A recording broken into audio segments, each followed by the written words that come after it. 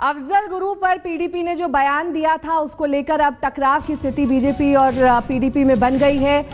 बयान की निंदा की है बीजेपी ने। अफजल गुरु पर बीजेपी और पीडीपी में अब मतभेद बढ़ गए हैं। आपको बता दें कि अफजल गुरु पर पीडीपी के बयान की अब निंदा की गई है बीजेपी की ओर से। ये बयान आया था कि जिस तरह से अफजल गुरु को फांसी पर लटकाया गया वो न्याय का मजाक था। उसे फांसी देने में संवैधानिक जरूरतों और प्रक्रिया का पालन नहीं किया गया।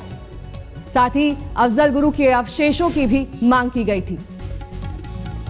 लेकिन अब ये जो टकराव की स्थिति है, एक तरफ जम्मू कश्मीर में चुनाव हुए शांतिपूर्ण तरीके से, उस पर पाकिस्तान के सर पर सेहरा पहनाया मुफ्ती मोहम्मद सईद ने, और अब उसके बाद पीडीपी की ओर से बयान जो आया था उसमें कहा गया था कि अफजल गुरु के अवशेष दिए जाएं। जिस तरह से उसे फांसी पर लटकाया गया वो प्रक्रिया ठीक नहीं थी, ये भी पीडीपी की ओर से कहा गया। अब इस पर टकराव की स्थिति बन गई है।